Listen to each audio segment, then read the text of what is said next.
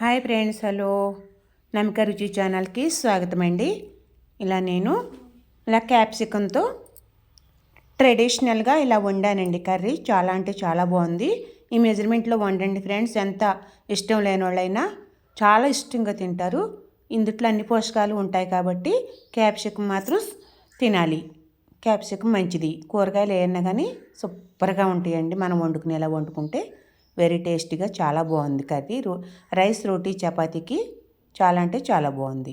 మీరు ఇలా ట్రై చేయండి ఫ్రెండ్స్. దీనికి కావాల్సినవి ఇలా క్యాప్సికం 7 అయితే ఉన్నాయండి. అవి దానికి 3 ఉల్లిపాయలు, 4 పచ్చిమిర్చి, అలాగే పల్లీలు, ఎండుమిర్చి. ఇప్పుడు పాన్ పెట్టుకుని అందులో పల్లీలు, ఎండుమిర్చి వేయించుకుని పక్కకు తీసుకోవాలండి. బాగా దోరగా వేయించుకోవాలి. క్యాప్సికం, ఉల్లిపాయలు, పచ్చిమిర్చి అయితే కట్ చేసుకుని పక్కన పెట్టుకున్నాను నేను. ఓకే అండి. ఇలా 4 ఎండుమిర్చి వేసుకుని బాగా ఫ్రై చేసుకోవాలి.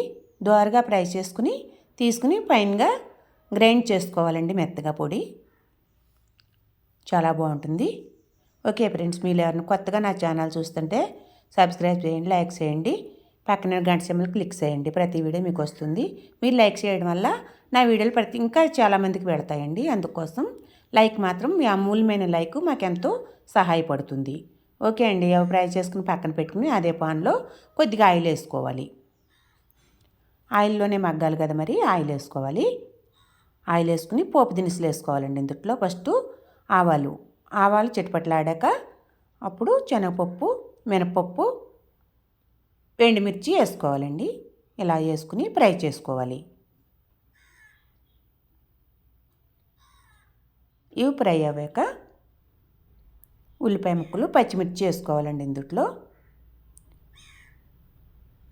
ఎంత ఇష్టం లేని వాళ్ళైనా ఇష్టంగా తింటారండి. ఇలా మనం వండి పెట్టామంటే వెరీ టేస్టీగా సూపర్గా ఉంటుంది కర్రీ అయితే.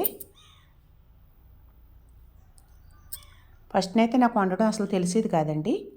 తర్వాత ఇలా నేర్చుకున్నాను. చాలా అంటే చాలా బాగుంది. ఇవి ఫ్రై అయ్యాక అందులో స్పూన్ పసుపు వేసి ఫ్రై చేసుకోవాలి.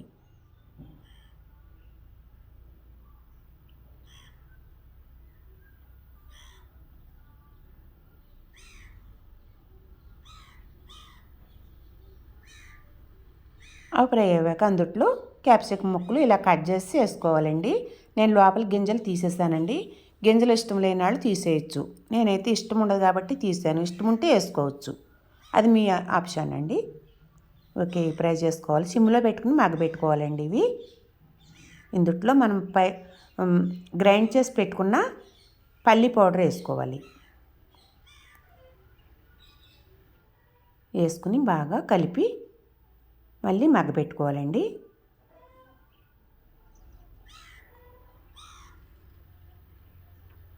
అందులో స్పూన్ రుచికి సరిపడా సాల్ట్ వేసుకోవాలి. హాఫ్ స్పూన్ వేస్తానండి, కారం తక్కువ వేసాను. ఇప్పుడు మనం మిక్సీ పట్టుకున్న మిక్సీ గిన్నె ఉంది కదా, అందులో కొద్దిగా వాటర్ వేసి ఆ వాటరు ఇందులో పోసేసుకోవాలి. పోసేసుకుని సిమ్లో పెట్టేసుకోవాలండి. సిమ్లో పెట్టేసుకుని మనం వేసిన ఆయిల్ పైకి తేలేంత వరకు సిమ్లో పెట్టి కొంచెం తిప్పుకుంటూ ఉడికించుకోవాలి. కొత్తిమీర వేసుకోవాలండి పైన.